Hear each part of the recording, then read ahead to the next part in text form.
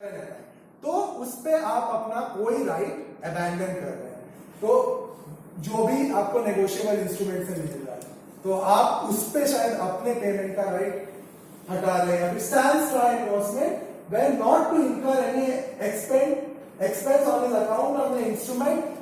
ये भी sans recours के जैसा है, पर sans recours covers everything, sans cover only payment. और ये भी सेम चीज है, that is something you should never accept as a bank. अब आते हैं कैरेक्टरिस्टिक ऑफ नेगोशिएबल इंस्ट्रूमेंट। तो property possessor of negotiable instrument is presumed to be the owner of the property contained, जो मैंने आपको बताया था। प्रिजम्पशन, आपके पास नेगोशिएबल इंस्ट्रूमेंट है तो ये प्रिज्यूम किया जाएगा कि वो आपका इंस्ट्रूमेंट है and you are the legitimate holder owner of such instrument. Title, the transferee has a better title to the instrument subject to certain conditions. Therefore, it is not affected by defect in title and part of previous holders of the instrument. Holder in due course, जो मैंने आपको पहले बताया था, उसका पूरा concept यही है कि the transferee has a better title and his title is not affected by any defect in the title of the previous holders. ठीक है? Rights, it can be transferred any number of times till its maturity. तो negotiability, negotiable instrument का मतलब वो जो transfer किया जा सके।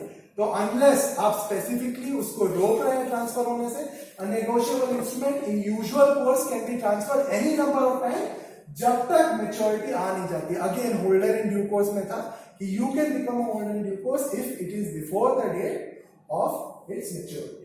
और presumption apply to all negotiable instrument until the contrary is true. तो जो क्वेश्चन आपका था कि अगर चोरी हुआ है तो it is presume that the holder is a legitimate holder until it is proven कि उसने चोरी किया है उस नेगोशिएबल इंस्ट्रूमेंट को, या फोर्स से। मान लीजिए कोई आपसे गन पॉइंट पे चेक बनवा दे तो भी प्रिज्यूम किया जाएगा कि उसको वो चेक लेजिटिमेटली मिला है और आपको प्रूव करना होगा कि ये चेक आपसे फोर्स से लिया गया है। हमसे किसी ने चेक चोरी कर लिया, हाँ, और वो चेक किसी दूसरे को दे दिया, उस तीसरे आदमी ने हम पे केस किया, हाँ, हमने ये प्रूव कर दिया कि हाँ ये बीच वाले आदमी ने चोरी किया, तो उसके बाद वो केस तो हम पे हुआ है। केस आप पे जब, तो नॉर्मली अगर चेक ऐसे डिसऑनर होता है और ऐसा एंडोर्समेंट, नॉर्मली जो दूसरा आदमी जो चोर है वो एंडोर्समेंट करेगा तभी चेक ट्रांसफर कर सकता है। तो केस भी सारे होल्डर्स पे हो, तो पैसे आपको डायरेक्टली, सबसे पहली चीज है कि आपके अगर अकाउंट में पैसे होंगे तो पैसे दे दीजिए। ये होल्डर इन ड्यू कोर्स का राइट। तो ये अब आपकी प्रॉब्लम है, आपको उस चोर के ऊपर केस करके अपने पैसे लेने होंगे। तो इसीलिए नेगोशिएबल इंस्ट्रूमेंट बनाते हो, और इसीलिए कभी भी अपनी चेकबुक में, जैसे कुछ फिल्मों में दिखाते हैं कि जो बेवकूफ लोग रहते हैं वो साइन करके रखते हैं सब कुछ, कभी भी अपना चेकबुक साइन करके नहीं रखना चाहिए, या कोई भी चेक बिना अच्छे से सारे अपनी तरफ से ड्यू डिलिजेंस करना बहुत इंपॉर्टेंट है। इसीलिए लॉ की जानकारी बहुत इंपॉर्टेंट है। बहुत फेमस मैक्सिम है जो हमारे लिए लॉ स्टूडेंट्स को बताया जाता है, ignorance of law is no excuse. तुम कानून को जानो ना जानो, कानून तुम्हारे बारे में जानता हो, तुम पे लगता है। तो इसीलिए ये आपके लिए even as a normal person बहुत इंपॉर्टेंट है। हैंग हो गया क्या? मैं देखता हूं।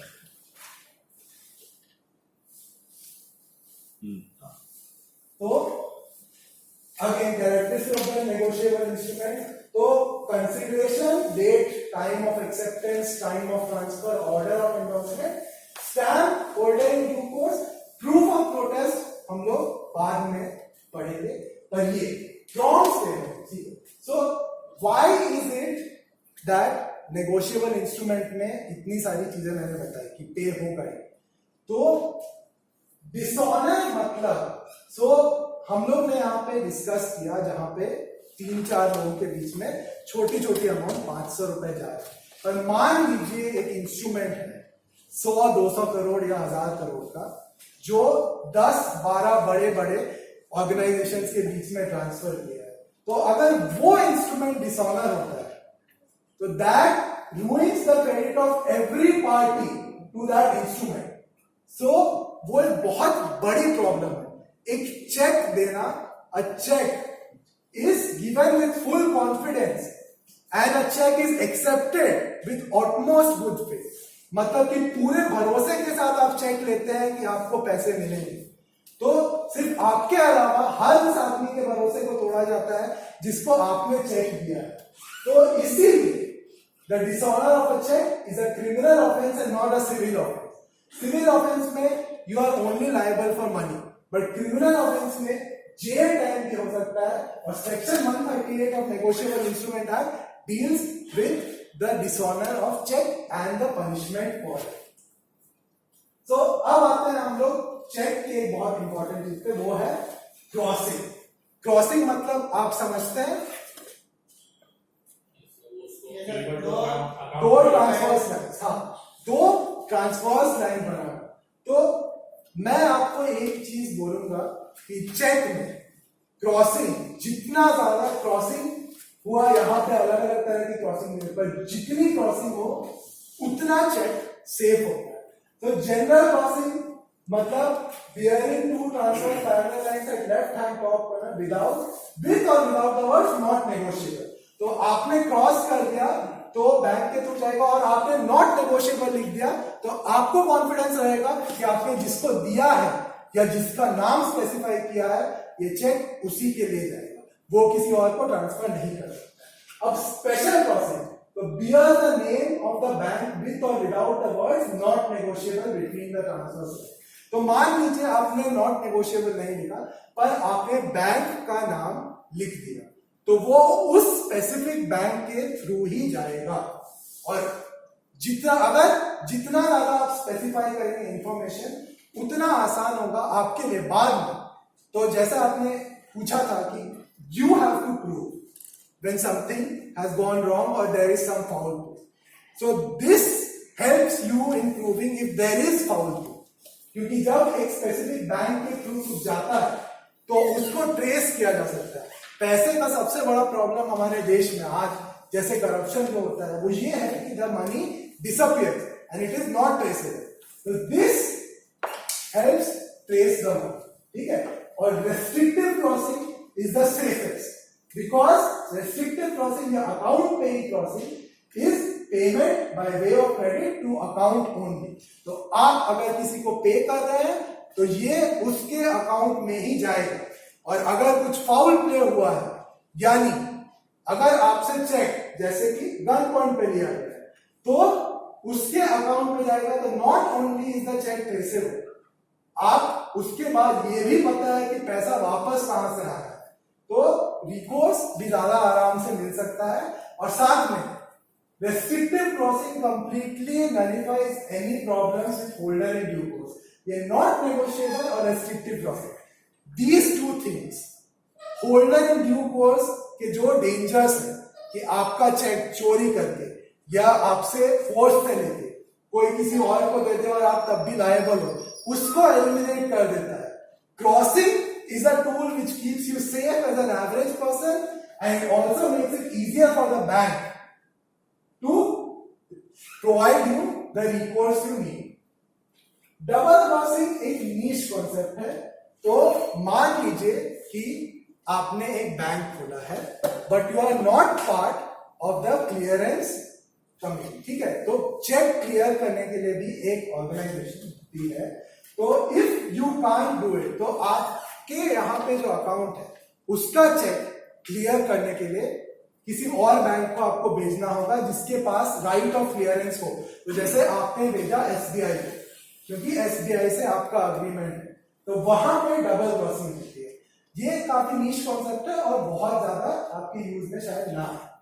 तो जनरल क्रॉसिंग का एग्जांपल लिखना थोड़ा मुश्किल था, पर जैसे देखिए ये चेक है अंकित शर्मा के नाम का, दो ट्रांसफर लाइन से कुछ नहीं लिखना. ठीक है. तो या तो ये हो गया सिंपल. दूसरा एंड कंपनी लिखा जा सकता है, तो मतलब अंकित शर्मा एंड कंपनी, यानी अंकित शर्मा या फिर उसके अलावा वो जिसके लिए. और नॉट नेगोशिएबल आप लिख देंगे तो again that cheque can not be transfer. और finally not negotiable and company adds leeway for the person जिसके लिए चेक स्पेसिफाई किया गया है to order but also make sure that it can not be transfer.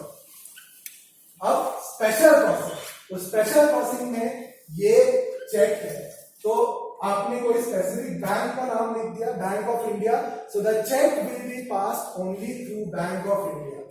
आपने लिख दिया Bank of India not negotiable, so the cheque can not be given to anyone. ये cheque बस जिसको दिया है वही एनकैश कर सकता है और किसी को दिया नहीं जा सकता है। और फाइनली रेस्ट्रिक्टिव प्रोसेसिंग जो मैंने आपको बताया सेफ, तो अकाउंट पे यश अग्रवाल, तो ये बस यश अग्रवाल के अकाउंट में ही जाएगा। या जैसे यहाँ एग्जांपल है रॉय एंड अकाउंट पे ही, तो स्टैंडर्ड चार्टर्ड का ये चेक उसी के अकाउंट में जा सकता है। अब आते हैं टाइप्स ऑफ चेक। तो ये चेक से यू गॉट द पॉइंट। अगर किसी को कोई डाउट है तो प्लीज बोलिए।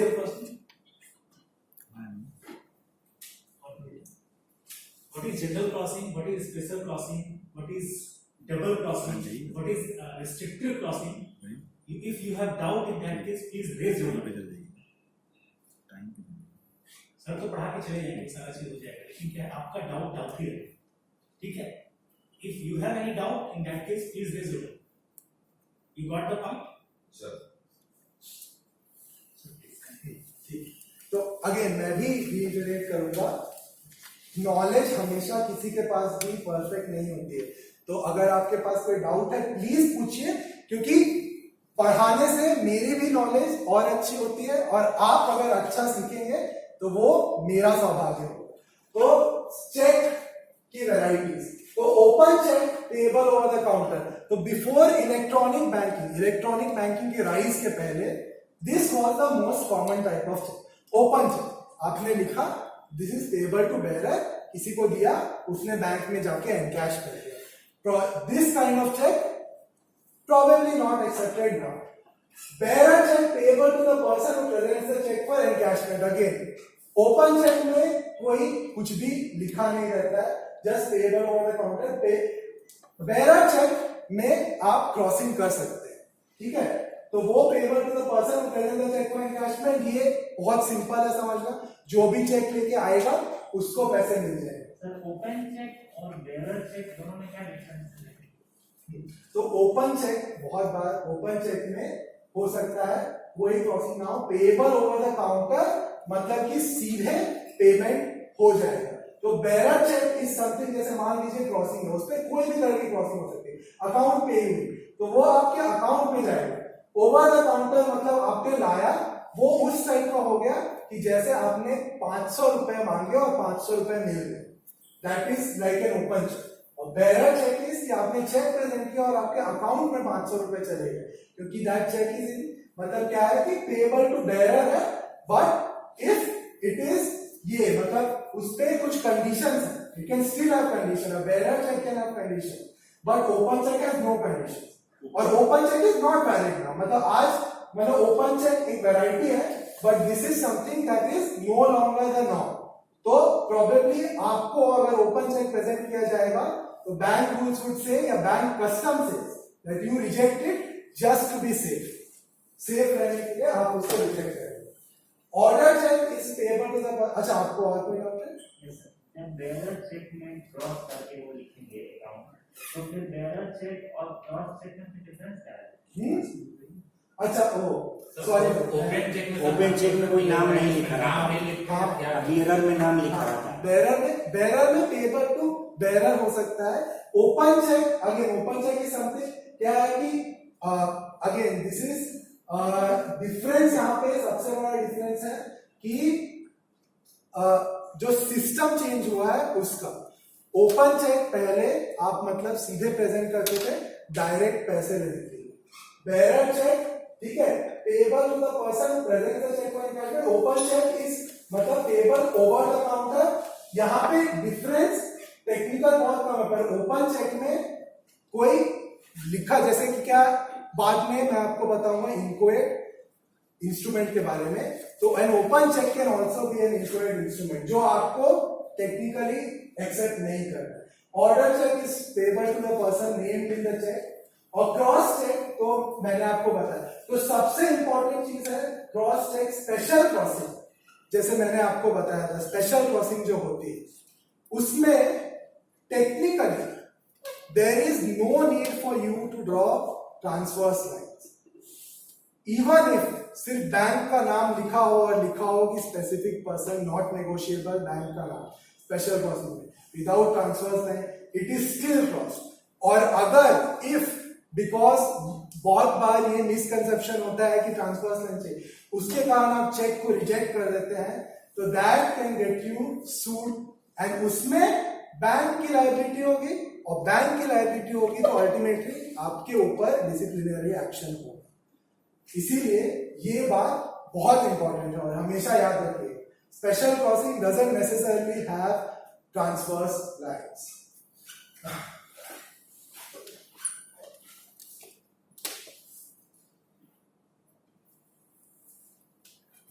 तो उसके अलावा ये different stale cheque is a cheque which validity period is over. तो जिसका वैलिडिटी खत्म हो गया है इसको एक्सेप्ट नहीं करना है, it's an outdated cheque. And related cheque is a cheque which bears a date prior to the date of its presentation और अ बैक डेटेड चेक। ठीक है, तो अगर चेक का डेट जिस दिन दिया गया है वो प्रेजेंटेशन से पहले का है, so even a normal cheque can be an antedated cheque and this is something you accept. Post dated check is a check bearing a date later than the date. तो मतलब मेच्योरिटी जब expiry का जो check का हो उसके आगे का डेट हो तो then that cheque can not be accepted.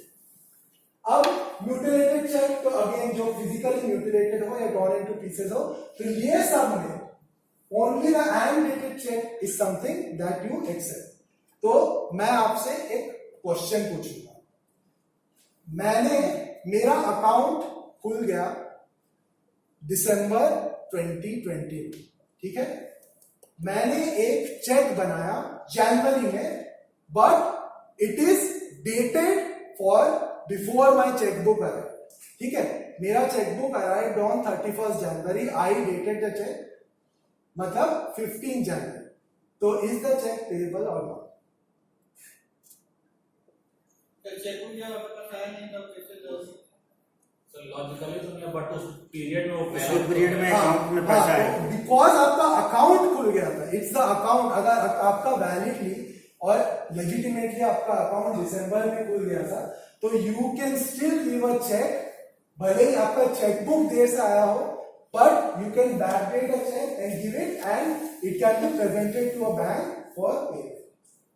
अब पार्टीज टू नेगोशिएबल इंस्ट्रूमेंट तो मोस्टली मैंने आपको समझाया, ड्रॉअर यानी जो चेक ड्रॉ करता है या बिल ऑफ एक्सचेंज ड्रॉ करता है, ड्रॉई यानी आप या बैंक जो वहां पे who is directed to pay money to the drawer। Acceptor is वो जो सबसे पहले इंस्ट्रूमेंट को एक्सेप्ट करे, so that is the acceptor। उसके बाद पे वो जिसको अमाउंट पे किया गया, तो एक्सेप्टर एंड पे कैन बी द सेम। और अगर आप लोगों ने कभी अपने लिए चेक बनाया हो, बहुत बार हमें अपने अकाउंट से पैसा निकालना रहता है, अगर कार्ड एटीएम मशीन काम नहीं कर रही है, ब्रांच पास में है, तो चेक बनाया अपने नाम से या बैरर के लिए और जाके ले लिया, सो दैट इज पे। इंडोर्सर ये कॉन्सेप्ट, तो अगेन अगर आपने साइन किया है और किसी को वो ट्रांसफर किया है तो यू आर द एंडोर्सर, और एंडोर्सी जिसके लिए एंडोर्स किया गया तो it can be blank endorsement और अदरवाइज। सो ये हुआ सेक्शन 80। ये जानने रहे थे, तो amount stated in words shall be paid and amount written in figure shall be ignore.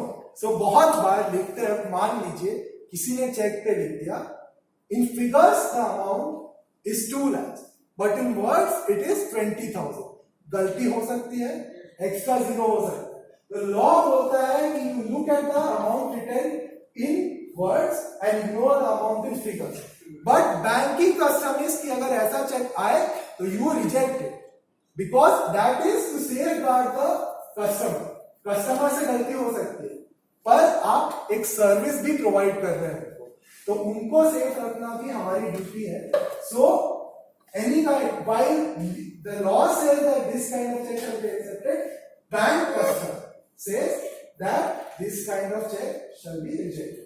Sir अगर उसके पास वो लास्ट चेक है और हम कहें कि अब रिजेक्ट होगा, वो बोला कि नहीं हमको ये पेमेंट करना है, तो कस्टमर के सामने हम जो है जिसका चेक है तो वो वहाँ पे अगर वेलिडेट करे तो चेक कर पेमेंट कर सकते हैं या नहीं कर सकते? नहीं कर सकते, क्योंकि ये again this is not in the law, but probably bank के रूल्स और कस्टम में है. तो आप करते हैं तो वो आप अपने रिस्क पे ले रहे हैं, भले ही कस्टमर कह रहा है. और बहुत बार कस्टमर, इसीलिए आप खुद बैंक गए होंगे या किसी ने देखा होगा कि बहुत बार इसीलिए कस्टमर के हिसाब से रहा है, क्योंकि कस्टमर रूल्स को नहीं समझ सकते. वो नहीं समझ सकते कि आप क्यों मना कर रहे हैं इसके लिए, लेकिन आप मना इसलिए कर रहे हैं कि भले ही ये रूल अभी किसी एक कस्टमर को इनकन्वीनियंस कर रहा है, पर बाद में ये रूल नहीं फॉलो करना आपको, बैंक को और कस्टमर सबको हार्म कर सकता है. रूल्स फॉलो करना है, इसीलिए due diligence is important. Date भी चेंज नहीं हो सकता. मान कोई चेक आया और डिजिटल चेक है, मैंने 3 महीना पुराना हो गया नहीं, तो that is material alteration. Material alteration cheque में होता है तो वो रिजेक्ट होता है. तो अब आता है capacity to draw negotiable instrument. तो आप लोगों ने शायद सुना होगा या नहीं सुना होगा. सो कैपेसिटी टू कॉन्ट्रैक्ट एक चीज होता है जिसमें only someone of sound mind or above the age of 18 years old has the capacity to make contract. ठीक है, तो capacity, but on the other negotiable instrument में एवरी पर्सन जो कॉन्ट्रैक्ट कर सकता है वो नेगोशिएबल इंस्ट्रूमेंट बना सकता है, पर उसके अलावा even a minor can draw, endorse and negotiate a negotiable instrument to bind all parties except himself. मतलब अगर कोई 16 साल का लड़का या लड़की एक नेगोशिएबल इंस्ट्रूमेंट, एक चेक साइन करके ट्रांसफर करे और किसी को दे और वो चेक 3-4 लोगों को ट्रांसफर हो गया, तो यहां पे this goes over the right of holder in due course also. वो सबको सू कर सकता है सिवाय उस बच्चे को 16 साल के जिसने चेक बनाया है. तो this is the protection given to miners by the law. तो इसीलिए कभी भी किसी बच्चे से कुछ लेना मत. उसके बाद रुकिए, मैं section 20 defines an inquired instrument. तो inquired instrument is one which is duly signed and stamped by. दूसरी चीजें उसमें मिसिंग है. तो पुरानी हिंदी मूवीज या जिसने भी देखी होगी उसमें ये सुना ही होगा, ये ब्लैंक चेक लो और मेरी बेटी या मेरे बेटे के लाइफ से दफा हो जाओ.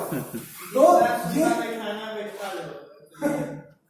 और उसको, ये एक मूवी थी जुरासिक पार्क की, बिल्कुल चली नहीं थी, पर उसमें एक सीन था जिसमें एक आदमी बोलता है यही कि I could write all kinds of number on this cheque. ठीक है, और सेकेंड सीन में वो चेक पे अमाउंट लिखता है, तो वो इंक्वायर्ड इंस्ट्रूमेंट होगा कि नहीं. उसने चेक पे अमाउंट ऑफ मनी लिखा, तो क्या वो इंक्वायर्ड इंस्ट्रूमेंट होगा? नंबर लेकिन फिगर में लिखना, मैं उसको वर्ड में भी लिखना पड़ेगा. नहीं, तो इंक्वायर्ड इंस्ट्रूमेंट का क्या है? Sign and stamp. उसने नंबर लिखा पर उसने साइन नहीं किया, तो it's just a cheque without the sign and without signature a cheque is a useless piece of paper. तो अब आता है लायबिलिटी ऑफ बैंक्स, जहां पे आपको बहुत ध्यान देना चाहिए. तो bank is obliged to honor every check. तो अगेन पुराना presumption that the holder of negotiable instrument is a holder in good faith.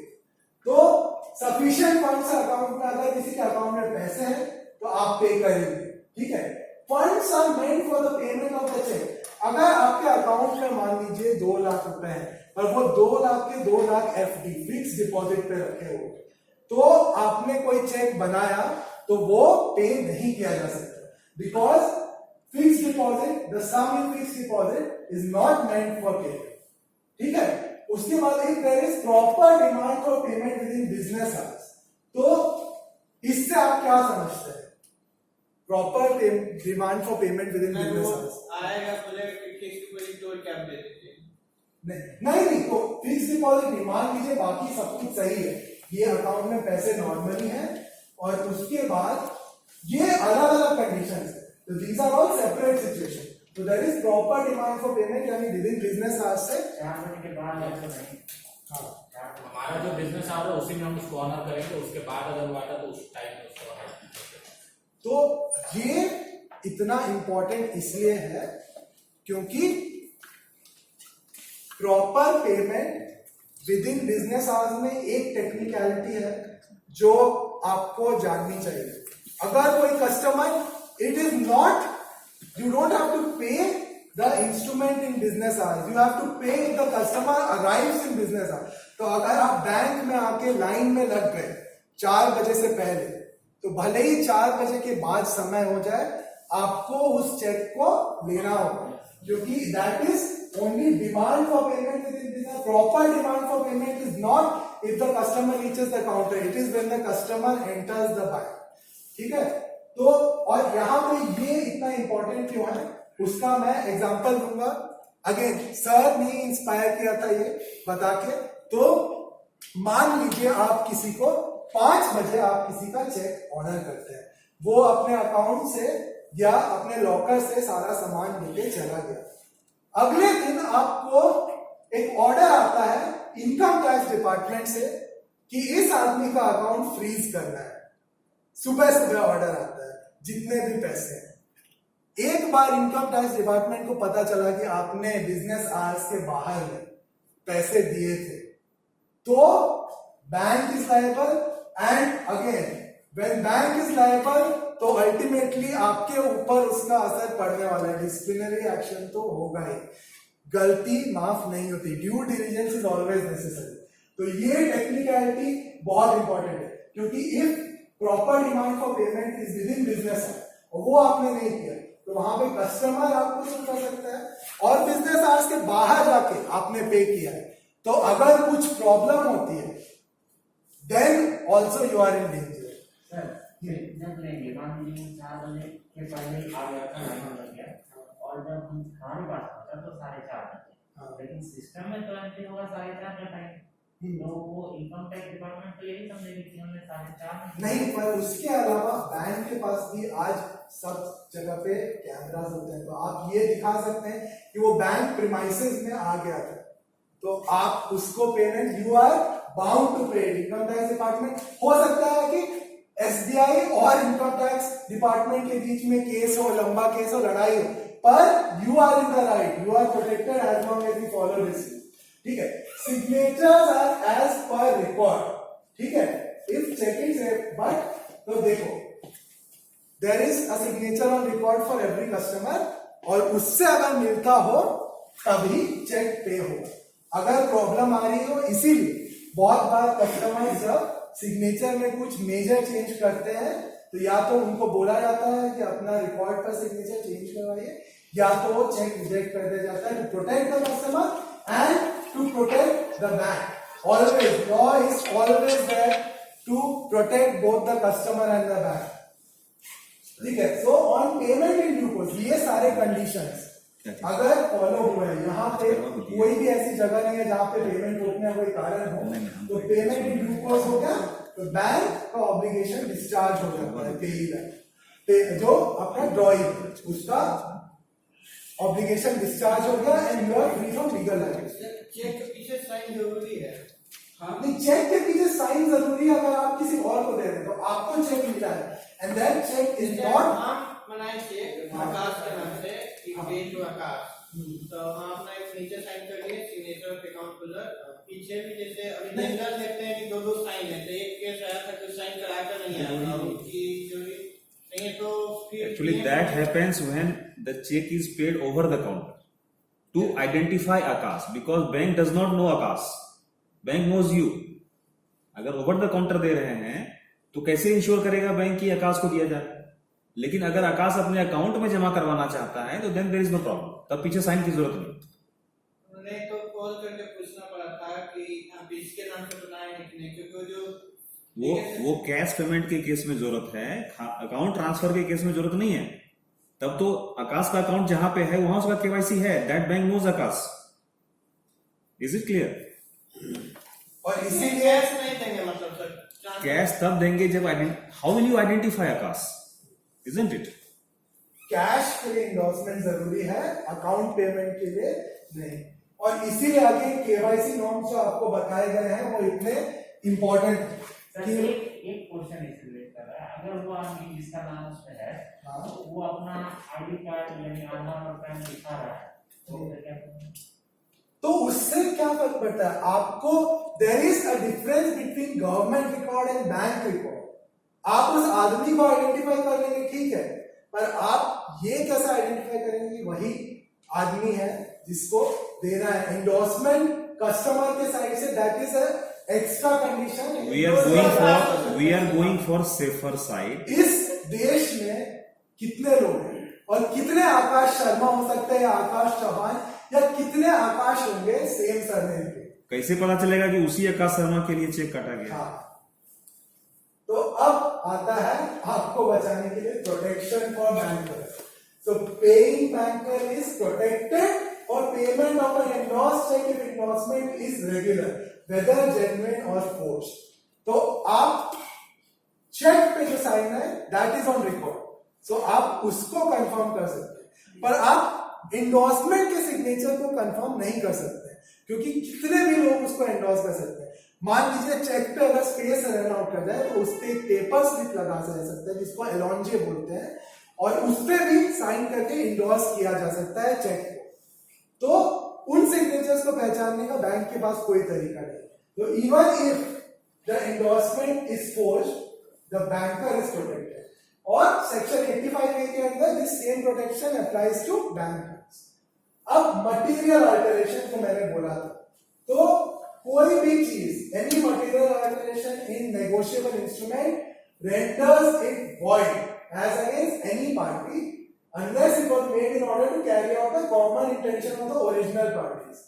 तो कोई भी ऐसा अल्टरेशन जो मतलब ओरिजिनल पार्टीज के इंटेंशन के अकॉर्डिंग ना हो वो चेक को उसी वक्त खत्म कर देता है। और अगर कोई एंडोर्सी या कोई एंडोर्सी अगर कोई मटेरियल अल्टरेशन करता है तो वो अपने से पहले जो एंडोर्सर्स हैं उनको सारे लायबिलिटी से डिस्चार्ज कर देता है। मतलब अगर मैंने आपको चेक दिया और आपने वो चेक एंडोर्स करके यहाँ कौशिक को ट्रांसफर किया और कौशिक ने उस चेक में कुछ मटेरियल अल्टरेशन किया है तो आपके ऊपर कोई लायबिलिटी नहीं आ सकती। क्या क्या होता है इसमें? कौन कौन सा अल्टरेशन है परमिसिबल और कौन कौन से नहीं?